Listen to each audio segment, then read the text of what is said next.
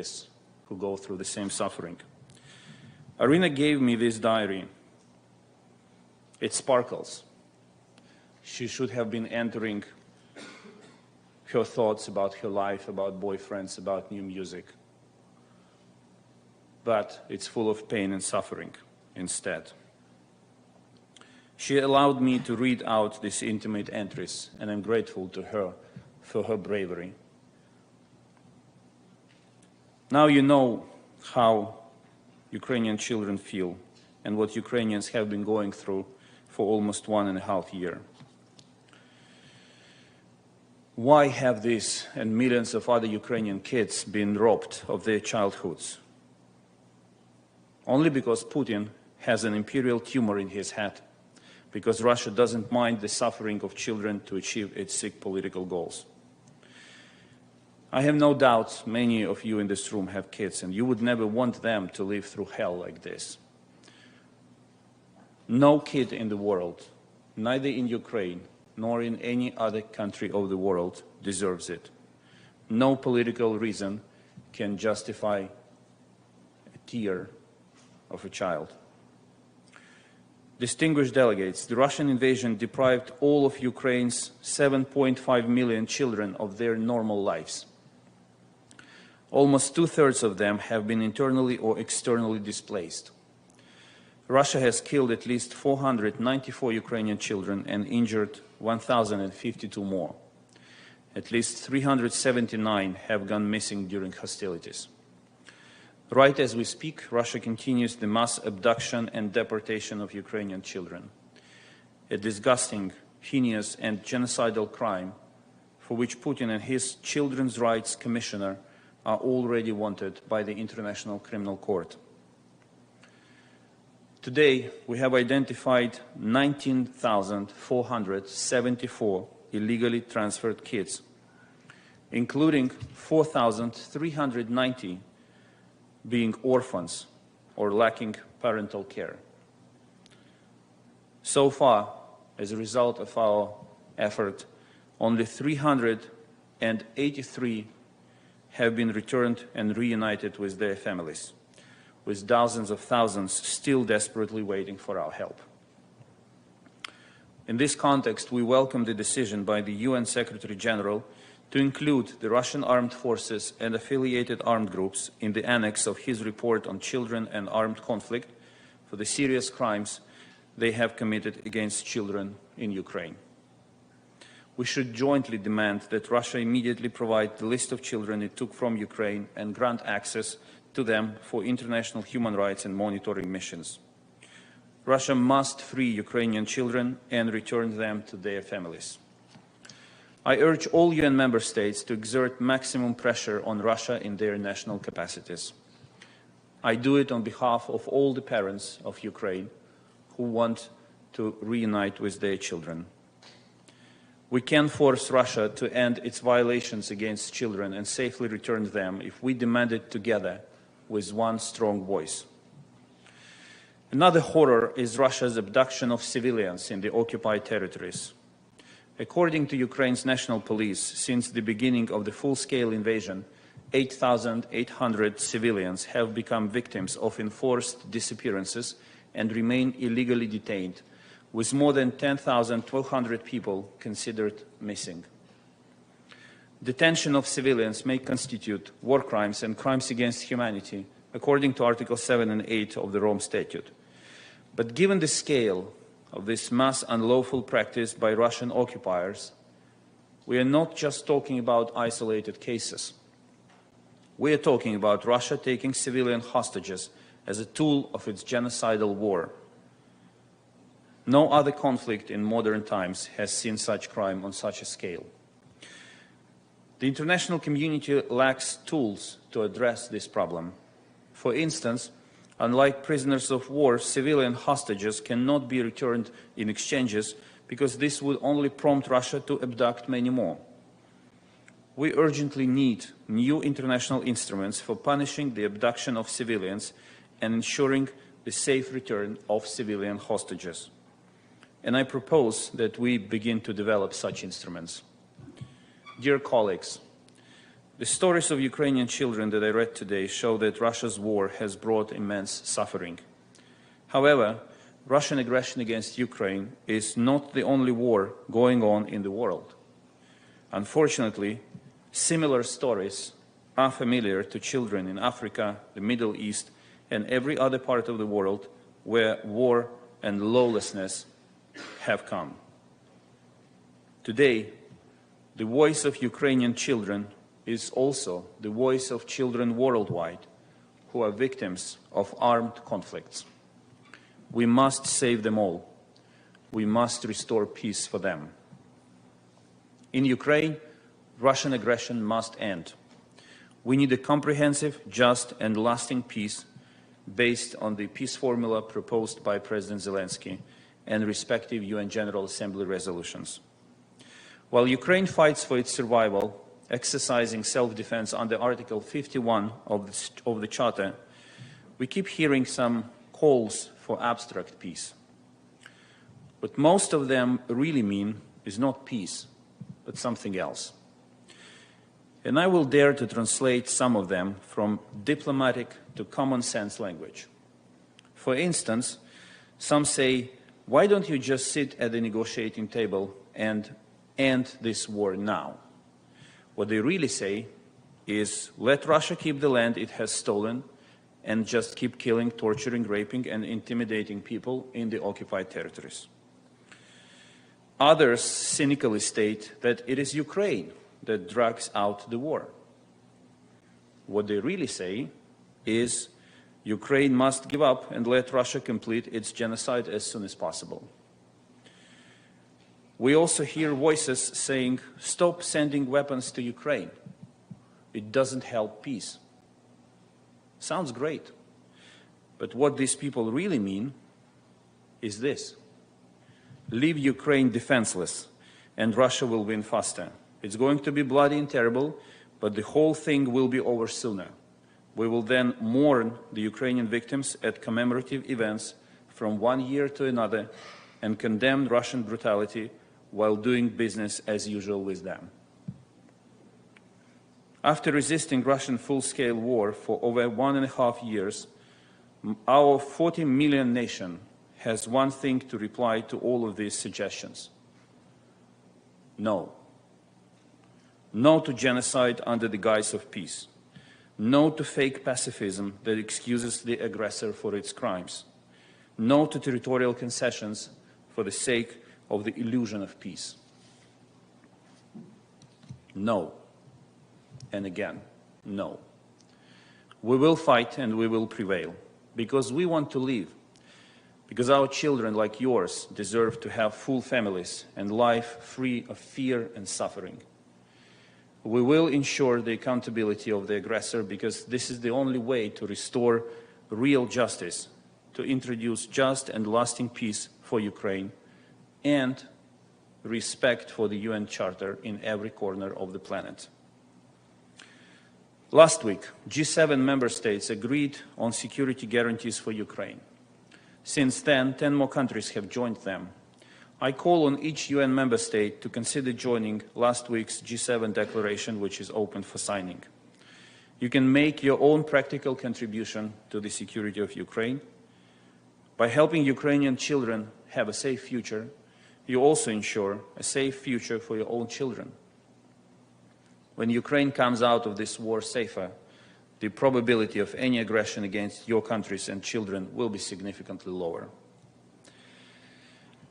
Distinguished delegates, as we speak, our soldiers are shrinking the temporarily occupied territory of Ukraine.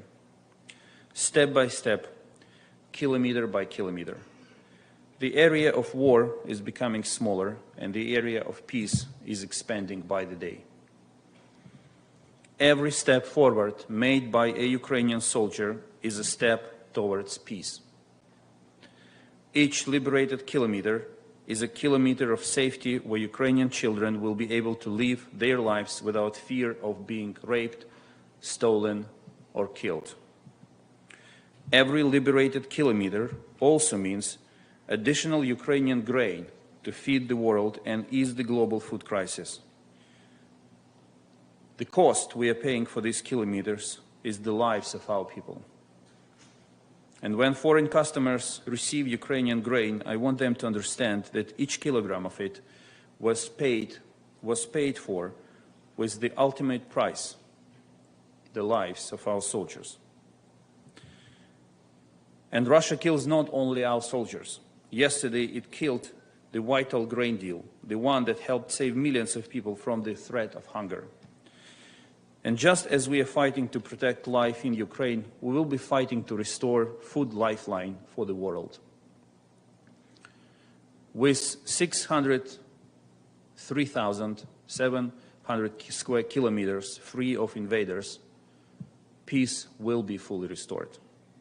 This is the size of Ukraine. And I urge all states to be realistic about this. Some wars are not simply conflicts between two parties. Some wars are wars of aggression, with one country bluntly attacking and trying to destroy the other. Some wars are genocidal. They cannot be ended by simply sitting down and allowing the aggressor to take what it believes is his.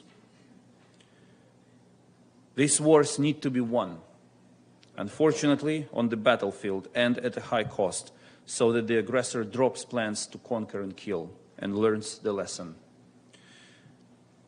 I take this opportunity to thank all those of you who have taken a strong position on the side of truth and rely on your further resoluteness in defense of the purposes and principles of the UN Charter. I call on all others not to pretend to be neutral anymore.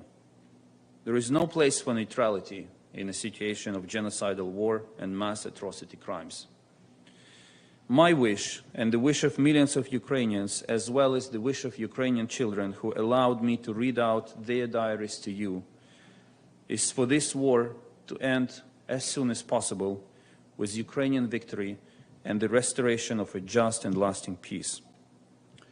When this happens, there will be no longer item 59, the situation in the temporarily occupied territories, because there will be no occupied territories of Ukraine, and no other Ukrainian child will have to suffer. And let's be true to ourselves about how this can be achieved and unite all of our forces to bring this day closer. Thank you.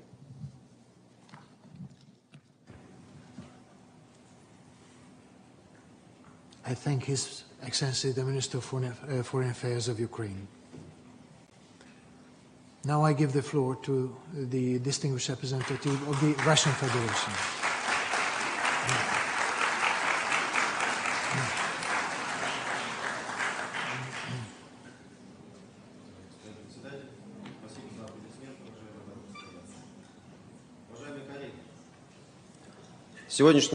Distinguished colleagues, today's meeting is another attempt by our Western colleagues to impose their way of looking at the situation in Ukraine. Taking any other view of the agenda items for the discussion of which we have been formally convened today would be difficult.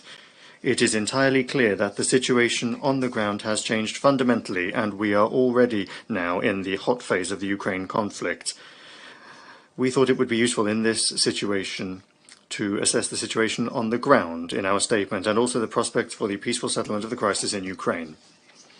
I hope that with the time that has passed since the beginning of our special military operation in Ukraine, the majority of our colleagues from developing countries have got a clear understanding of what is taking place.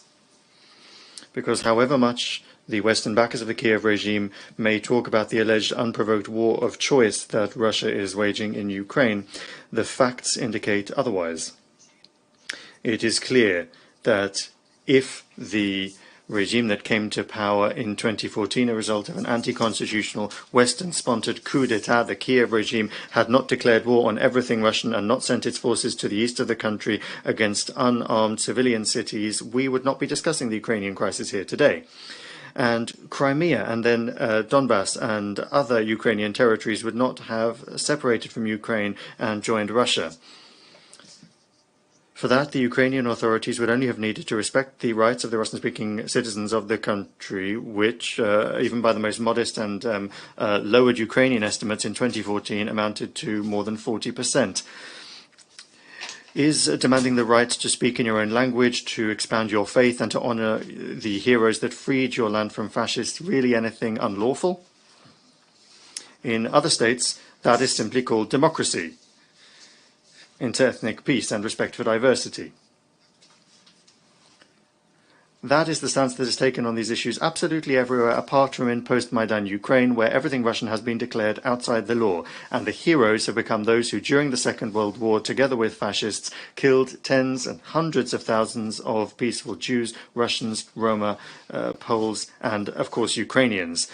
Of course, the Ukrainian minister who spoke before me is not going to say that, because finding a rational explanation for such policies that run counter to the interests of your people are extremely difficult, if not impossible. But that is only if you see Ukraine as an independent sovereign state that is defending its own interests and on the international arena and within the country.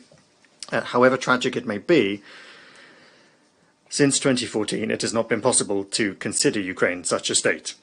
Today, it is clear that the 2014 coup was staged, managed by Western countries, first and foremost the USA, for entirely understandable aims: to turn Ukraine into an anti-Russia, to arm it, and to prepare for a war with our country.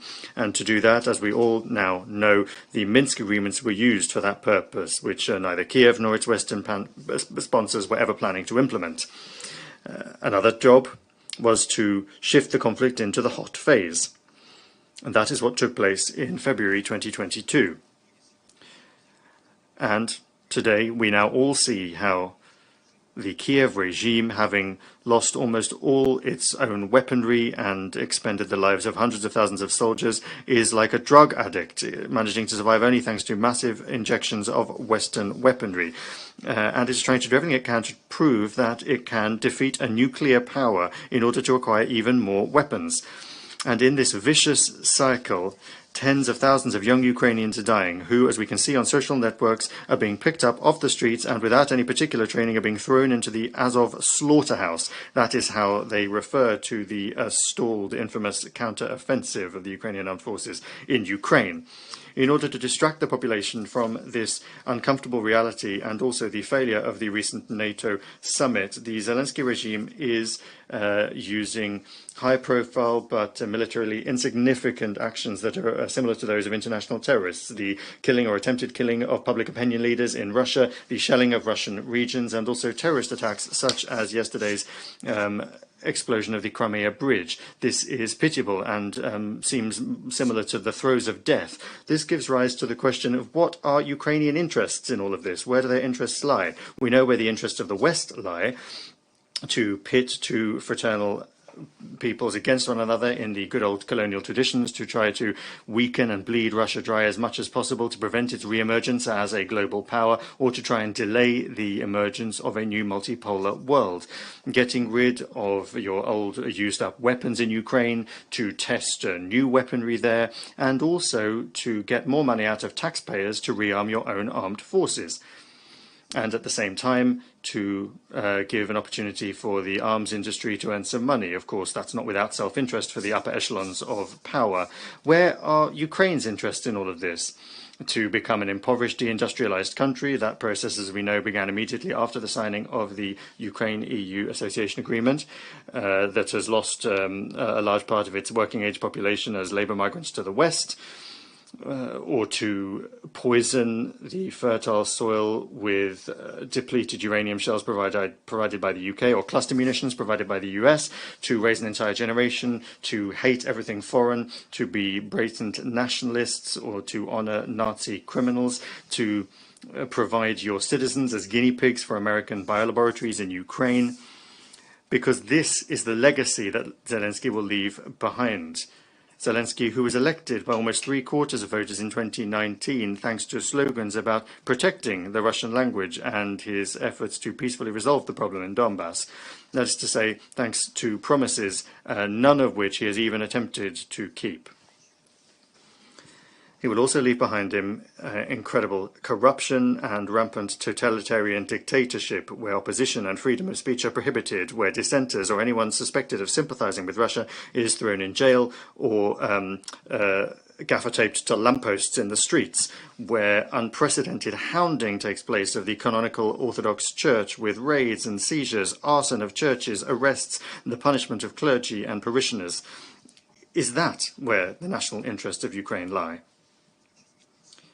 I very much don't want to believe that, because we continue to see Ukrainians as brothers and sisters, and we are always prepared to live in good neighbourly peace and harmony, as was the case before 2014.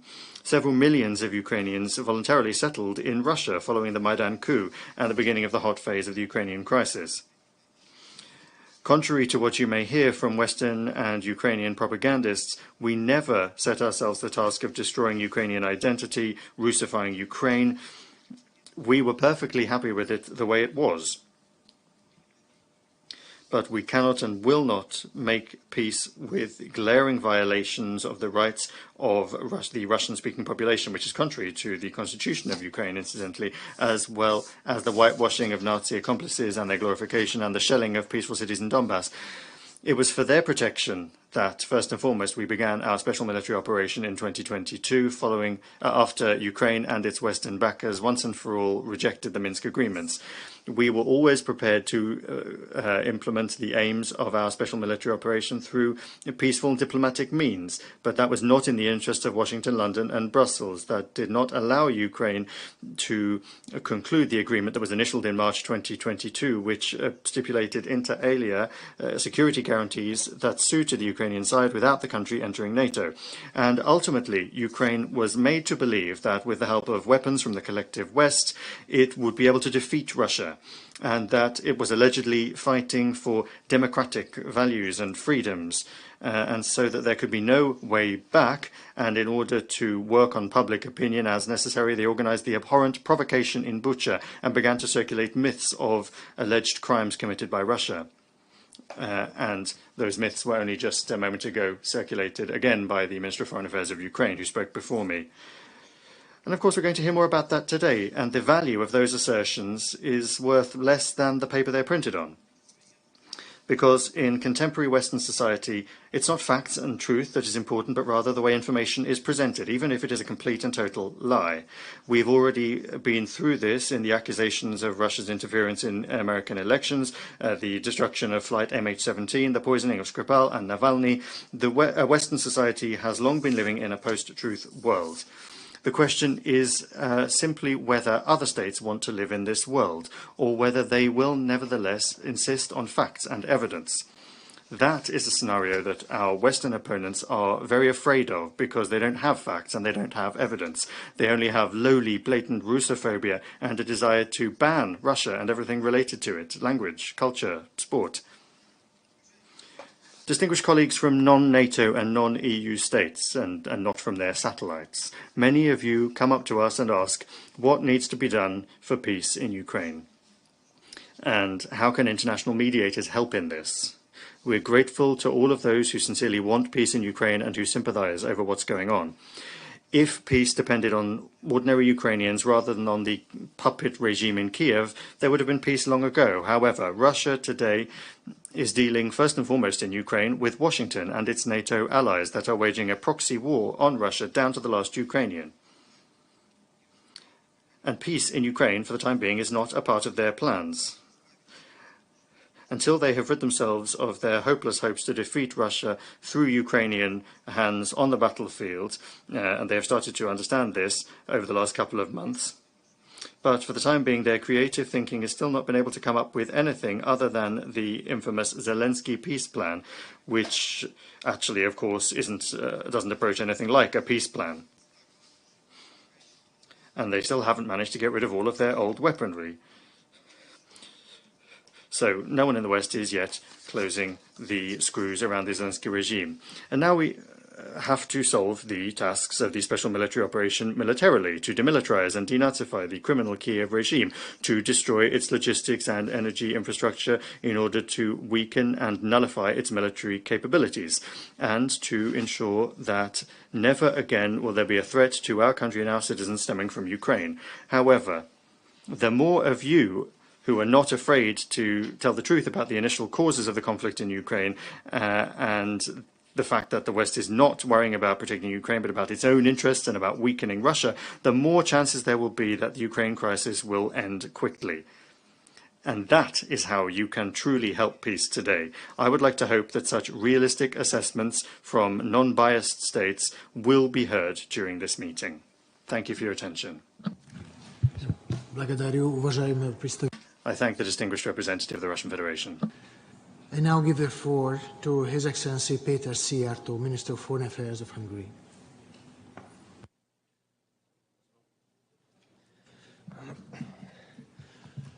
Tisztelt Elnök úr, dear Mr. President, dear colleagues, your excellencies, I take the floor on behalf of a country which has been living in the neighborhood of the war for more than 500 years now.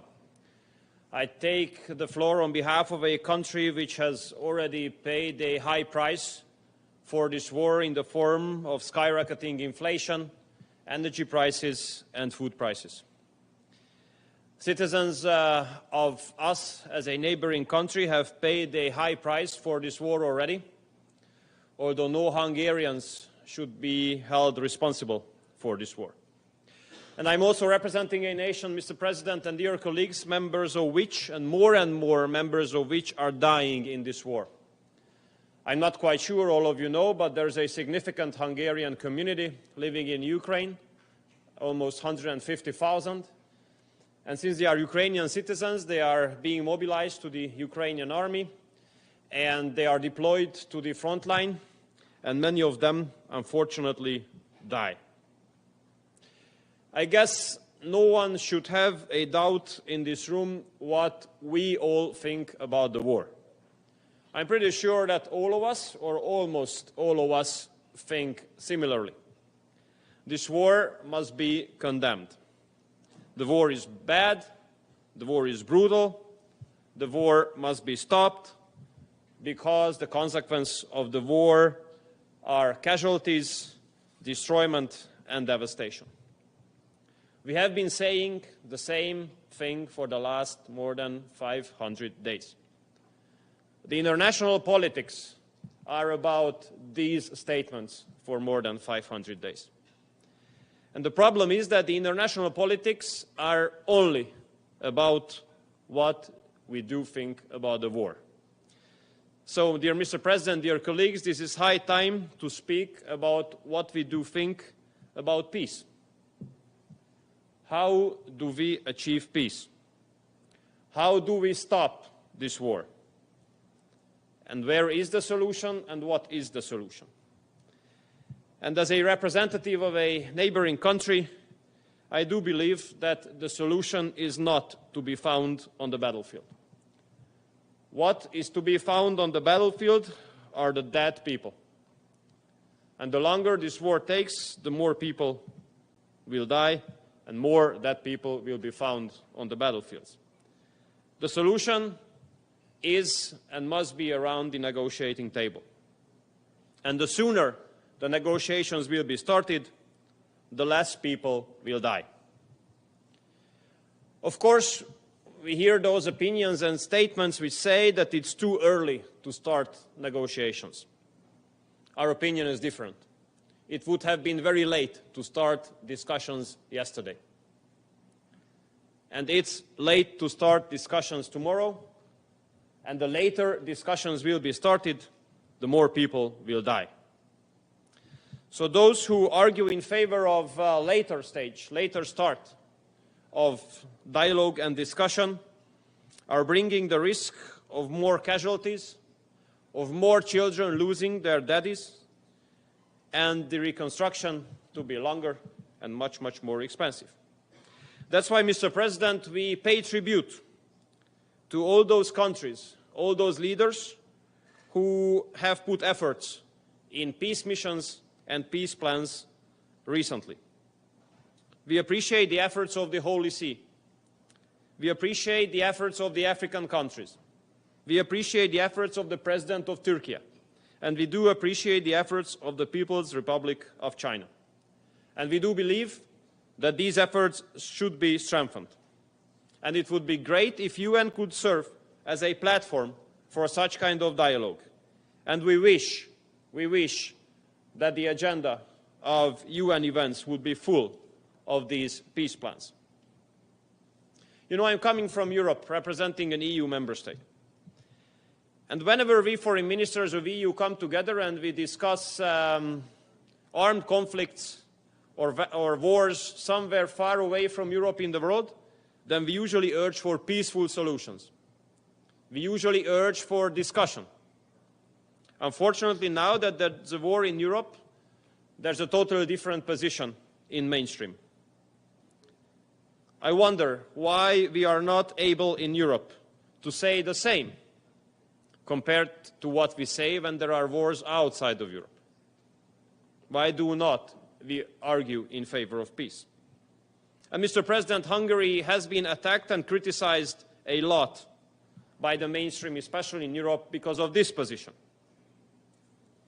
But I have to say that those who say that Hungary is not in solidarity, they are ridiculous, because we have received more than 1.1 million refugees in the last more than 500 days, and we have seen all those torn apart families arriving without fathers. We have seen the suffering. More than 1.1 million refugees have been received in Hungary. And once again, as a member of a nation, members of which are dying in this war, we cannot stop arguing in favor of peace. And regardless of any kind of attacks, any kind of criticism, any kind of lies or fake news being put out against my country, we will continue to argue in favor of peace. And in the meantime, we reject those who try to lecture us. Because as a nation of 1956, we are very well aware how it feels to fight for freedom against an overpower. And unfortunately, we know it very well how it feels to be let down and left alone for decades afterwards. Finally, Mr. President, I'd like to join you in regretting the fact that the grain initiative has not been prolonged. I regret that together with you because we do see it as a chance for another security threat globally. Because the lack of grain deliveries can further destabilize already fragile regions. And food shortage can always serve as a root cause for further migratory waves. And those migratory waves can constitute another global security threat. Therefore, the significance of the transit of grain from Ukraine through Central Europe will be increased. And we do not only keep the opportunity open for transiting Ukrainian grain through Central Europe, we have invested into huge infrastructural developments in Hungary to increase the volume of grain from Ukraine to be transited to other ports where they can be, from where they can be shipped to African and Middle East countries where this grain is badly needed. But I want to underline that we are helping and willing the Ukrainian grain to be transported to where it is needed, to Africa and to Middle East, and not to stuck in Central Europe. Do not make business with the reference of humanitarian reasons. Deliver the grain to Ukraine through Central Europe, to Africa and to the Middle East countries, and with that we Central European countries can help to prevent the food shortage in African countries. So finally, dear Mr. President, I wish that there would be more discussion about peace than discussion of weapon deliveries in the future. And we from the neighborhood do hope that in a short period of time, we will have a neighbor which does not have to suffer from war. Thank you so much. I thank His Excellency, the Minister of Foreign Affairs of Hungary. Now I give the floor to Her Excellency Caroline Edstadter, Federal Minister for the European Union and Constitution at the Federal Chancellery of Austria.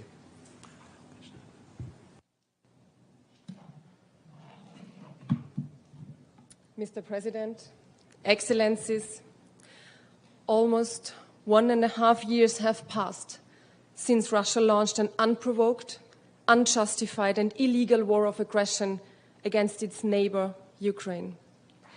As I already stated yesterday in the Security Council, and as we heard today from the Ukrainian Foreign Minister, Dmytro Kuleba, in his moving statement, with terrible consequences for the civilian population and the natural environment, unspeakable human suffering, millions of people having their lives uprooted and their livelihoods destroyed, thousands of civilians falling victim to missile attacks, thousands of hectares of nature reserves and ecosystems eradicated. I have witnessed the destruction and horror of this war myself during my visit to Ukraine last November. I, myself, had to take shelter from the missiles falling on Kiev. I saw destroyed residential buildings where so many people have lost their lives. Ladies and gentlemen, we must never get used to this reality. Indeed, we should never get used to any war around the world. Like all wars, this war of aggression must end. I reiterate my call on the Russian Federation to immediately and without any condition withdraw its forces from all of Ukraine within its internationally recognized borders. And I call on us, here in the General Assembly. We cannot not stand on the sidelines while the most fundamental principles of our legal and security order are under threat. None of us should remain silent when the sovereignty, territorial integrity and independence of a state is attacked, when our UN Charter is violated. With implicit but unmistakable nuclear threats, the Russian Federation has irresponsibly elevated the already unacceptable risk inherent in nuclear weapons. The catastrophic consequences would affect us all. Now is the time to ensure that the taboo against any use of nuclear weapons is safeguarded. Now is the time in the General Assembly and other competent institutions to redouble our efforts for real nuclear disarmament. In this respect, I welcome the policy brief on a new agenda for peace issued yesterday by the Secretary General. Today's debate focuses on the situation in the temporarily occupied territories of Ukraine.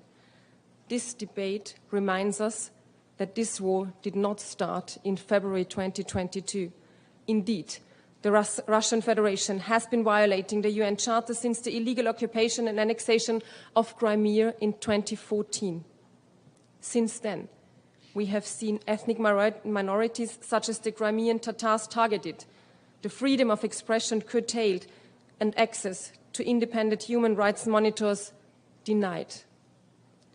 Throughout occupied Ukraine, human rights violations have reached a new dimension. Ukrainian citizens such as Bucha and Mariupol have become synonymous for unspeakable human suffering, atrocities committed against the civilian population, rape, torture, and extrajudicial killings. The Independent International Commission of Inquiry on Ukraine concluded in its last report that the Russian authorities have committed numerous violations of humanitarian and human rights law, including a wide range of war crimes. It also found that the Russian attacks on Ukraine's energy-related infrastructure and the use of torture by Russian authorities may amount to crimes against humanity. Women, girls, men and boys have become the victim of rape and other forms of sexual and gender-based violence. I deplore these acts and their widespread use as a weapon of war. In our bilateral humanitarian support to Ukraine, Austria has therefore placed special emphasis on the protection of women and girls. There can be no peace without justice and accountability. All of these crimes must be investigated and perpetrators held account. We fully support all efforts to do so, including by the International Criminal Court and the Commission of Inquiry. Austria stands in full solidarity with Ukraine, the Ukrainian government, and the Ukrainian people. Since the beginning of the war, the total support by Austria amounts to over 152 million. Only recently, we provided 2 million euros for humanitarian demining. The focus of our support lies on winterization, energy support, and basic needs. Over 500,000 displaced Ukrainians have transited through Austria, and nearly 100,000 have sought protection by registration in our country. Austria also stands ready to continue its support towards reconstruction and economic recovery. We do so in close collaboration with the Austrian private sector, which remains strongly and actively engaged with over 200 companies represented in Ukraine. Excellencies, ladies and gentlemen, I cannot close without referring to the global consequences of this war on food security, energy prices, and inflation. I commend the Secretary General and President Erdogan of Turkey for their leadership in facilitating the Black Sea Initiative. This initiative shows us that even in difficult times, there is room for diplomacy. I again urge Russia to reconsider its decision yesterday announced and to enable the continuation of the Black Sea Initiative. Let me also reassure you that we listen to partners from all around the world. We have heard the concerns and understand that we must not lose sight of the global consequences of this war. We must also not forget other crises, which is why Austria is continuing its strong and persistent financial support to humanitarian efforts in the crises and conflicts around the world. Excellencies, Ukraine, like every independent state and member of the UN, is entitled to the stability and security of a comprehensive, just, and lasting peace.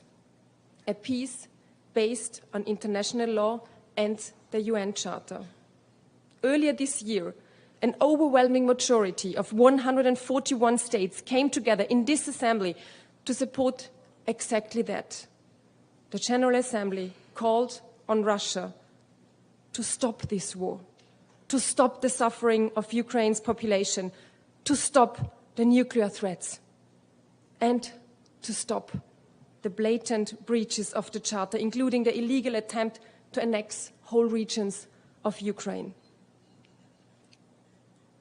Let us use this overwhelming support and our common strength to do everything to stop this war, ensure a just peace for Ukraine, and bring all perpetrators of war crimes and crimes against humanity to justice.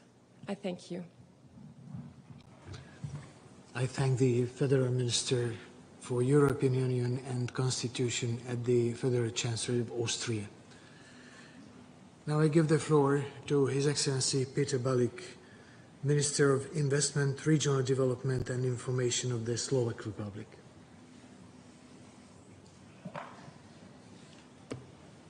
Dear Mr. President, ladies and gentlemen, Slovakia stands for its neighbor. We stand for Ukraine. We regret that we must meet today once again due to the same reason, a blatant violation of international law by the state that, as the permanent member of the Security Council, has a primary responsibility for the maintenance of international peace and security, the Russian Federation. My delegation aligns itself with the statement to be made by the distinguished representative of the European Union, and allow me to add some additional remarks in my national capacity as Minister for Investment, Regional Development and Informatization. Russia demonstratively continues to disregard the principles of the UN Charter, including the prohibition of use of force and development of friendly relations. On the other hand, what Russia undoubtedly is familiar with is chaos, destruction and suffering as for more than 500 days. Since it decided to start its senseless war of choice, Russia has made lives of Ukrainian citizens a living hell. This violent approach can be traced back to 2014, when Russia began its militant campaign by occupying Ukraine's Crimea and part of the Donbas. The Slovak Republic supports the sovereignty, independence and territorial integrity of Ukraine within its internationally recognized borders. We do not recognize and continue to condemn the illegal annexation of Ukrainian territories, including Crimea, by the Russian Federation. Since the illegal annexation, the human rights situation on occupied territories has significantly deteriorated. The Slovak Republic supports President Zelensky's 10-point peace plan and will actively support this initiative. We see this plan as Ukraine's interest in engaging with the goal of achieving a comprehensive, just and lasting peace. As Ukraine's neighbor, we have provided immediate assistance to Ukrainian refugees. But we need to think ahead. We are committed to fully support the post-war reconstruction of destroyed towns and infrastructure in Ukraine. The Slovak Republic supports ensuring full individual accountability for the perpetrators of the most serious crimes under international law committed in Ukraine.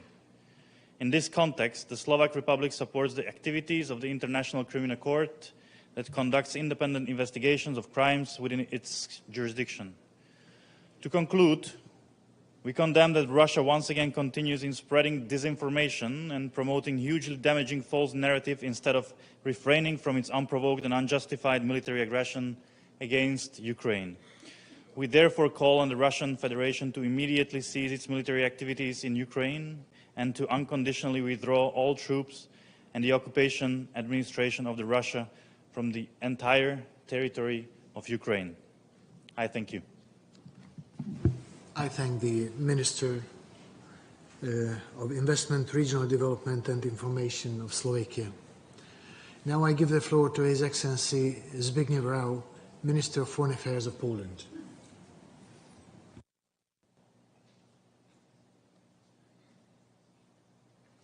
Thank you, Mr. President. Excellencies, ladies and gentlemen, these days we are dealing with a new phase of colonialism. Over 500 days into the Russian aggression against Ukraine, we should have no doubt that Moscow is waging a 21st century colonial war against its neighbor. Unlike regular wars, where the goals of the belligerents are limited, colonial wars tend to be absolute. The aggressor seeks to exert total and permanent control over the conquered territory and its population. The war in Ukraine has its long shadow. For the people on the temporarily occupied Ukrainian territories, it started long before the full-scale invasion in February last year.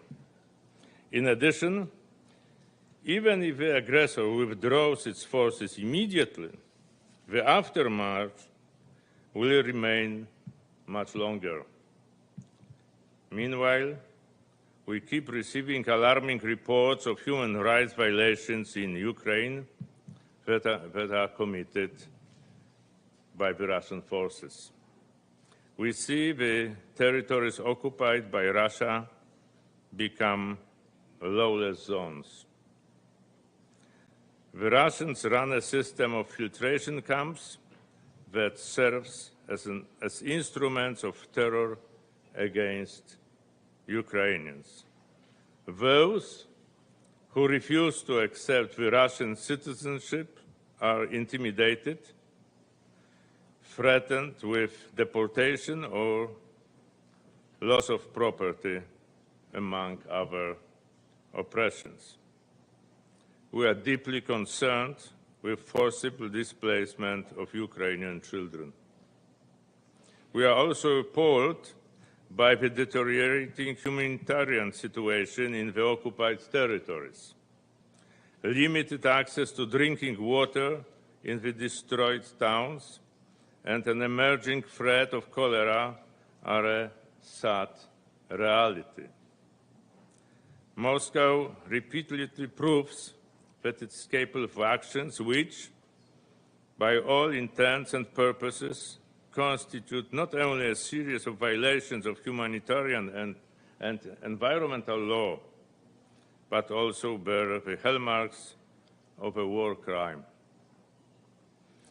We have seen drastic examples of such acts, the destruction of the Nova Kakhovka Dam or continuous air and artillery attacks on civilian targets.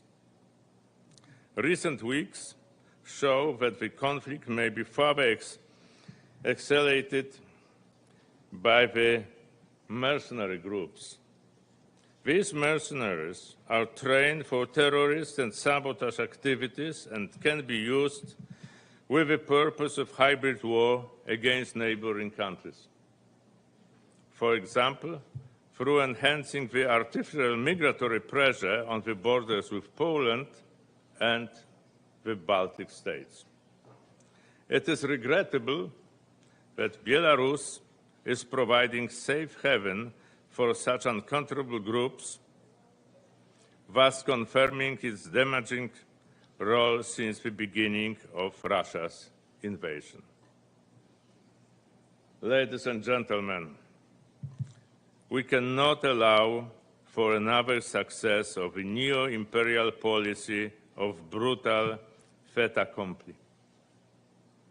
We need to support Ukraine's sovereignty and territorial integrity within its internationally recognized borders. We demand that the perpetrators be accountable and that we take concrete steps to this end. We need to stand with those who chose freedom, not bondage, with those who chose peace and security, not a brutal aggression, with those who chose the chapter of the United Nations and not the ruthless dictate of the stronger over the weaker. This is a political necessity and a moral obligation of the whole international community. Thank you. I thank the Minister of Foreign Affairs of Poland. Now I give the floor to His Excellency Jean Asselborn, Minister of Foreign and European Affairs of Luxembourg. Monsieur le Président, President, Luxembourg aligns itself fully with the statement of the EU. Allow me to add these considerations in our national capacity. I thank you for convening this debate on the situation in the temporarily occupied territories of Ukraine. My colleague and Ukrainian friend, Minister Kuleba, has just described in a poignant fashion what is at stake in this debate. As Russian armed forces continue to bombard Ukrainian towns and take the civilian population as their target, I would like to reiterate here the full solidarity of Luxembourg with the government and people of Ukraine.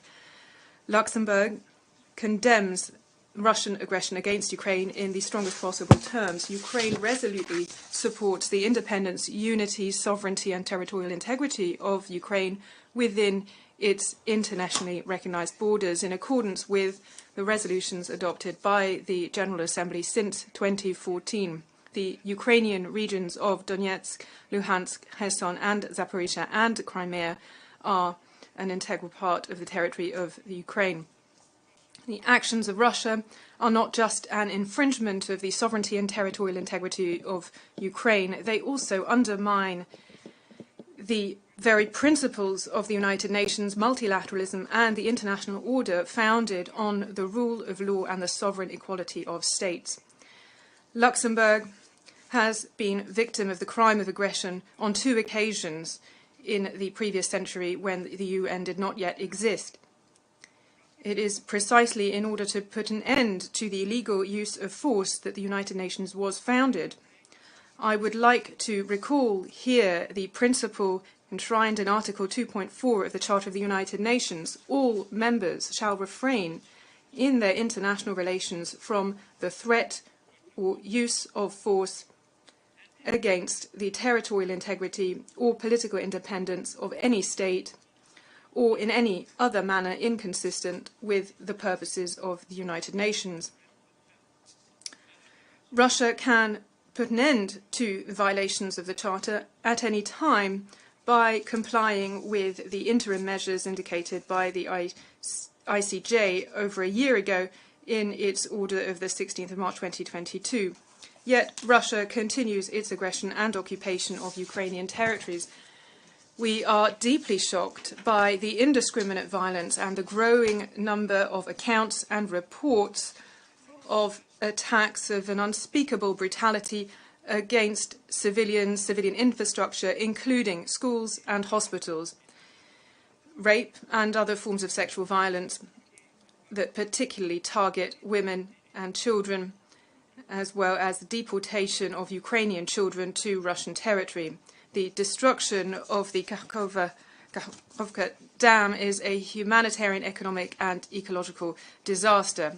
Russian aggression has also an impact on food security all over the world. In this regard, we strongly hail the Black Sea Initiative promoted by the Secretary-General of the United Nations in conjunction with Turkey. We call for its full implementation and its extension in the long term. We deeply regret the decision by Russia to suspend their participation. This is not a European war. It is about the rule of law. It undermines the Charter of the United Nations. The EU and Europe cannot stop this war alone. Neither can the so-called West. Only a global coalition will manage this. We must be very clear. Russia's acts may constitute war crimes and crimes against humanity. Establishing responsibility for all crimes committed in Ukraine is a priority for our country. We must do everything in our power to bring the perpetrators of these crimes to justice and ensure that justice is done by the victims. Victims must be at the heart of our efforts. Luxembourg hails the work of the Commission of Inquiry established by the Human Rights Committee. We support also the investigations undertaken by the prosecutor at ICC in cooperation with the Attorney General of Ukraine. We hail here the creation of an international centre tasked with prosecuting the crimes of aggression against Ukraine, and they have just begun their work. Luxembourg supports the efforts aimed at setting up a special tribunal for the crime of aggression against Ukraine. The crime of aggression underpins all of the other crimes committed in Ukraine. This is the international crime of the highest order. Those who are mainly responsible, which is to say the individuals who occupy highest levels of political and military leadership and who have decided to commit this aggression, must be held accountable. This goal can be achieved by the creation of a special international tribunal established on the basis of an agreement between Ukraine and the United Nations following a resolution by this Assembly. President, since 2014, Russia has been in flagrant violation of the purposes and principles of the United Nations by attacking Russia and occupying its territory. In light of the paralysis of the Security Council due to Russia's veto, the General Assembly has been mobilized for the international order on the basis of the force of law rather than the law of force.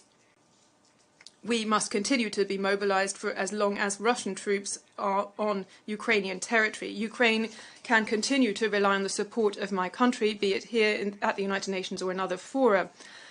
Our allies and European partners together will continue to help Ukraine to defend itself in accordance with Article 51 of the Charter. Our commitment to a just and lasting peace in Ukraine will not waver. I thank you. I thank the Minister of Foreign and European Affairs of Luxembourg. His Excellency Francisco André, Vice Minister for Foreign Affairs and Cooperation of Portugal.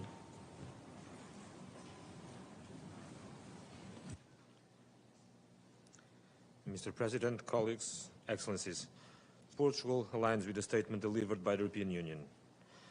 This is the first time that we are discussing the situation in the occupied Ukrainian territory since Russia decided to launch its brutal, unprovoked and unjustified large-scale aggression against Ukraine. The Russian aggression brought with it an untold level of human suffering, atrocities, destruction, which may amount to war crimes and crimes against humanity, as we just heard from our colleague, Mr. Kuleba. In the previously occupied Ukrainian territories, Russia's armed forces seized the moment of armed conflict to double down on their repressive practices. The occupied territories are areas where violence is rife and human rights violations and abuses are carried out on a daily basis. Portugal reiterates its unwavering support to the sovereignty, territorial integrity, unity and independence of Ukraine within its internationally recognized borders, including its territorial waters. It has been almost 9.5 years since Russia illegally annexed the Autonomous Republic of Crimea and the city of Sevastopol, almost 9.5 years since Russia started militarizing the peninsula. In the past 9.5 years, Portugal has consistently condemned this violation of international law, including of the UN Charter, but also of a large number of bilateral and plurilateral instruments entered into by Russia. These include the Helsinki Final Act, the Paris Charter, the Commonwealth of Independent States Founding Agreement, the Budapest Memorandum, the Bilateral Treaty of Friendship, Cooperation and Partnership, and the Azov Treaty. In the past 9.5 years, Portugal has been arguing that this was not merely an issue of regional concern, but a global one, and that the illegal annexation constituted a direct threat to international security. These arguments, sadly, have been proven correct in light of Russia's large-scale aggression. The illegal annexation emboldened authorities in Moscow, creating a sense of impunity regarding violations of international law. Now the war in Ukraine is having world repercussions, having led to a global energy and food crisis which disproportionately affects persons in developing countries and vulnerable situations. We deeply regret the Russian Federation decisions to terminate the Black Grain Sea initiative. And as the Secretary General reminded us yesterday, ultimately, participation in these agreements is a choice, but struggling people and developing countries do not have that choice. There is also a human rights crisis in the occupied Crimea Peninsula. The periodic reports by the UN Secretary General show how restrictions to civic space are increasing, how journalists, media workers and human rights defenders are persecuted and intimidated. Arbitrary detentions and enforced disappearances are on the rise. Russia is systematically disrespecting the rights to freedom of expression, freedom of movement and freedom of association. Ukrainians living in Crimea are being subject to forced conscription and Crimean Tatars continue to be targeted. Mr. President, let me turn now to the situation in the Donbass and more broadly eastern Ukraine. Last year, at the end of September, after conducting a sham referenda, Russia also decided to illegally annex Ukrainian territories of Donetsk, Kherson, Luhansk and Zaporizhia. This was yet another blatant violation of international law. Portugal does not recognize, and we will not recognize, this illegal annexation. The violations of international humanitarian law in these occupied territories are deeply worrying. Attacks on civilians and civilian objects, including schools, hospitals, and critical infrastructure, are deplorable. We also have credible reports from a variety of international organizations, as well from civil society, of willful killings, torture, rape, unlawful confinement, forced transfers, and deportations of children. The situation in the occupied Ukrainian territories was already a deep source of international concern the last time this General Assembly debated the issue. Now, 17 months after the start of the large-scale war of aggression, the situation has become even more worrying. Portugal calls once more on Russia to give peace a chance and immediately cease its military hostilities against Ukraine. In the meantime, the international community must act to address the situation in the occupied Ukrainian territories. Acting means ensuring accountability for the systematic breaches of international law. It means advancing in prosecuting the crime of aggression. It means supporting the efforts of the International Criminal Court, the Human Rights Council and its Commission of Inquiry, the Office of the UN High Commissioner for Human Rights and its Ukraine Monitoring Mission, the OSCE and its Moscow mechanism, the Council of Europe and its Register for Damages, among others. We will continue standing up for Ukraine, for multilateralism, diplomacy, and for a rules-based order and for international law. And we will continue assisting Ukraine with all means at our disposal, like we have done so far. For those who have sought refuge in Portugal, we estimate to be around more than 60,000. We will continue to ensure that their human rights, including housing, education, health, and social security, are respected, protected, and fulfilled. Mr. President, let me conclude by stating that international disputes must be resolved through dialogue and diplomacy, not armed conflict and occupation. But dialogue must have a clear basis. Sovereignty and territorial integrity must be respected. Violations of international law, whenever and wherever they occur, affect the United Nations as a whole and all its member states. And the international community must therefore not neglect the situation in the territories of Ukraine, temporarily occupied by Russia. This General Assembly can always count on us to stand on the side of international law, justice, accountability, and the primacy of the UN Charter. Thank you very much. I thank the Vice Minister for Foreign Affairs and Cooperation of Portugal. Now I give the floor to Her Excellency Lotte Machon, Deputy Minister for Development Policy of Denmark. Mr. President, I have the honor to speak on behalf of the Nordic Baltic states, Estonia, Finland, Iceland, Latvia, Lithuania, Norway, Sweden, and my own country, Denmark. As Russia's brutal war rages on, we must recall that Russia's aggression against Ukraine did not just start last year. No. 9 years ago, the Russian Federation launched a hybrid aggression in the east of Ukraine and illegally annexed Crimea and Sevastopol. But since the full-scale invasion of Ukraine last year, Russia has further illegally occupied and annexed parts of Kherson and Zaporizhzhia regions of Ukraine, in addition to parts of Donetsk and Luhansk regions, which it had occupied by proxy since 2014, all in clear violation of international law, including the UN Charter. The human rights situations in the temporarily occupied territories has severely deteriorated since 2014 and has become critical since the full-scale invasion last year. Critical reports show that residents, especially Crimean Tatars and those perceived as pro-Ukrainian, face systematic restrictions of their human rights and fundamental freedoms, such as the rights of expression, freedom of expression, religion or belief, association, and peaceful assembly. Mr. President, we also continue to witness systematic violation of international humanitarian law, with reports of illegal detentions, torture, ill-treatment, summary executions of prisoners of war, and rampant use of sexual violence and indiscriminate attacks against civilians, including children and civilian objects. In addition, there are reports of illegal deportations and transfers of Ukrainian children out of Ukraine, as His Excellency, the Foreign Minister of Ukraine, are alluding to in his statement, as well as forced adoptions, which constitute a potential war crime. In this regard, we have taken note of the decision of the International Criminal Court to issue arrest warrants against President Putin and Presidential Commissioner for Children's Rights, Lyudmila Belova.